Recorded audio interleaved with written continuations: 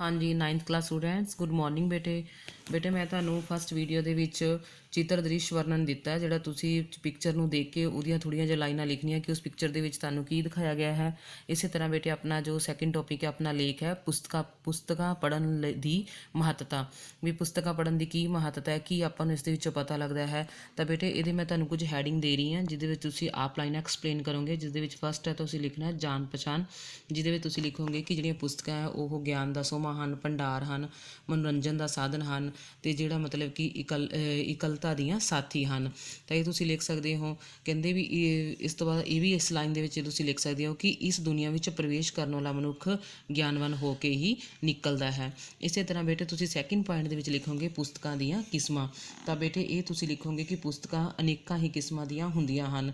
ਕਈ ਪੁਸਤਕਾਂ ਤਾਂ ਅਜਿਹੀਆਂ ਹੁੰਦੀਆਂ ਹਨ ਜਿਸ ਦੇ ਵਿੱਚ ਵਿਦਿਆਰਥੀਆਂ ਦਾ ਪਾਠਕ੍ਰਮ ਦਿੱਤਾ ਹੁੰਦਾ ਹੈ ਅਤੇ ਕੁਝ ਪੁਸਤਕਾਂ ਅਜਿਹੀਆਂ ਹੁੰਦੀਆਂ ਹਨ ਜਿਨ੍ਹਾਂ ਦੇ ਵਿੱਚ ਮਹਾਂਪੁਰਸ਼ਾਂ, ਸੰਤਾਂ, ਸੂਫੀਆਂ, ਗੁਰੂਆਂ, ਯੋਧਿਆਂ, ਵਿਗਿਆਨੀਆਂ ਜਾਂ ਡਾਕਟਰਾਂ ਦੇ ਜੀਵਨ ਦੇ ਨਾਲ ਸੰਬੰਧਿਤ ਹੁੰਦੀਆਂ ਹਨ। ਤਾਂ ਬੇਟੇ ਇਸ ਦੇ ਵਿੱਚ ਤੁਸੀਂ ਇਹ ਵੀ ਸਾਰਾ ਆਪਣੇ ਕੋਲ ਲਿਖ ਸਕਦੇ ਹੋ ਵੀ ਪੁਸਤਕਾਂ ਕਿਹੜੀ ਕਿਹੜੀ ਕਿਸਮ ਦੀਆਂ ਨੇ, ਕਿਵੇਂ ਨੇ, ਅਤੇ ਉਹ ਤੁਸੀਂ ਸਾਰੀ ਡਿਟੇਲ ਆਪ ਲਿਖੋਗੇ। ਇਸੇ ਤਰ੍ਹਾਂ ਹੈਗਾ ਥਰਡ ਪੁਆਇੰਟ ਤੁਸੀਂ ਲਿਖੋਗੇ ਪੁਸਤਕਾਂ ਪੜ੍ਹਨ ਦੇ ਲਾਭ।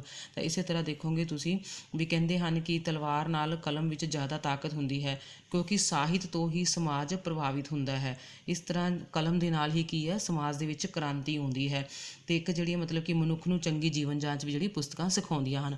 ਇਸੇ ਤਰ੍ਹਾਂ ਤੁਸੀਂ ਚੌਥਾ ਪੁਆਇੰਟ ਲਿਖੋਗੇ ਕਿ ਪੁਸਤਕਾਂ ਮਨੁੱਖ ਦਾ ਸਾਥੀ ਹਨ। ਕਹਿੰਦੇ ਨੇ ਜਿਸ ਨੂੰ ਪੁਸਤਕ ਪੜ੍ਹਨ ਦੀ ਲਗਨ ਲੱਗ ਗਈ ਹੋਵੇ ਉਹ ਆਪਣਾ ਸਮਾਂ ਕਦੇ ਵੀ ਬੇਕਾਰ ਜਾਂ ਵਿਹਲਾ ਨਹੀਂ ਸਮਝਦਾ ਗਾ, ਉਹ ਆਪਣੇ ਆਪ ਨੂੰ ਕਦੇ ਇਕੱਲਾ ਵੀ ਨਹੀਂ ਸਮਝਦਾ ਗਾ। ਅਜਿਹੇ ਵਿਅਕਤੀ ਦਾ ਜਿਹੜੇ ਸਾਥੀ ਹੁੰਦੀਆਂ ਨੇ ਉਹ ਪੁਸਤਕਾਂ ਹੀ ਹੁੰਦੀਆਂ ਹਨ। ਇਸੇ ਤਰ੍ਹਾਂ ਬੇਟੇ ਮਹਾਂਪੁਰਸ਼ਾਂ ਦੇ ਮਹਾਨ ਬਣਨ ਦਾ ਰਾਜ। ਇਸੇ ਤਰ੍ਹਾਂ ਇਸ ਪੁਆਇੰਟ 'ਚ ਵੀ ਤੁਸੀਂ ਲਿਖ ਸਕਦੇ ਹੋ ਕਿ ਜਿਵੇਂ ਆਪਣੇ ਹੋਏ ਆ ਪਹਿਲੇ ਪ੍ਰਧਾਨ ਮੰਤਰੀ ਪੰਡਿਤ ਜਵਾਹਰ ਲਾਲ ਨਹਿਰੂ ਹੋਏ ਆ, ਉਹਨਾਂ ਦੀਆਂ ਵੀ ਆਪਾਂ ਨੂੰ ਕਈ ਲਿਖਤਾਂ ਮਿਲੀਆਂ ਨੇ। ਇਸ ਤਰ੍ਹਾਂ ਮਹਾਰਾਜਾ ਰਣਜੀਤ ਸਿੰਘ ਭਾਵੇਂ ਅਨਪੜ੍ਹ ਸਨ ਪਰ ਪੜ੍ਹੇ ਨਹੀਂ ਸਨ, ਪਰ ਉਹਨਾਂ ਨੇ ਵੀ ਬਹੁਤ ਸਾਰਾ ਆਪਣਾ ਜਿਹੜਾ ਸਾਹਿਤ ਸੀ ਲਿਖਵਾਇਆ ਸੀਗਾ।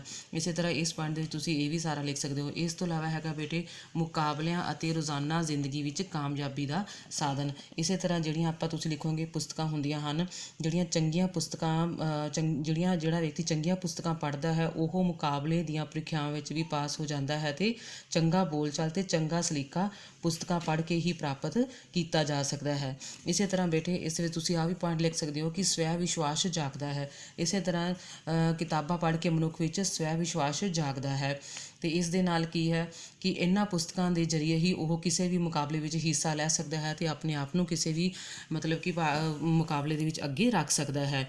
ਇਸੇ ਤਰ੍ਹਾਂ ਤੁਸੀਂ ਬੇਟੇ ਲਿਖੋਗੇ ਸਾਰੰਸ਼ ਦੇ ਵਿੱਚ ਤੁਸੀਂ ਲਿਖੋਗੇ ਕਿ ਅੰਤ ਵਿੱਚ ਅਸੀਂ ਕਹਿ ਸਕਦੇ ਹਾਂ ਕਿ ਪੁਸਤਕਾਂ ਜੀਵਨ ਦਾ ਇੱਕ ਬਹੁਤ ਹੀ ਮਹੱਤਵਪੂਰਨ ਅੰਗ ਹਨ। ਜਿਨ੍ਹਾਂ ਨੂੰ ਚੰਗੀਆਂ ਪੁਸਤਕਾਂ ਦੀ ਚੋਣ ਕਰਨੀ ਆ ਜਾਂਦੀ ਹੈ ਉਹ ਜ਼ਿੰਦਗੀ ਦੇ ਸਫ਼ਰ ਵਿੱਚ ਉੱਚੇ ਮੁਕਾਮ ਹਾਸਲ ਕਰ ਲੈਂਦੇ ਹਨ। ਤਾਂ ਇਸ ਤਰ੍ਹਾਂ ਬੇਟੇ ਇਹ ਤੁਸੀਂ ਸਾਰਾ ਆਪ ਰਾਈਟ ਕਰੋਗੇ। ਇਹ ਮੈਂ ਤੁਹਾਨੂੰ ਕੁਝ ਪੁਆਇੰਟ ਦਿੱਤੇ ਆ, ਵਿਚਲਾ ਮਟੀਰੀਅਲ ਤੁਸੀਂ ਲਿਖ ਸਕਦੇ ਹੋ। ਥੈਂਕਸ।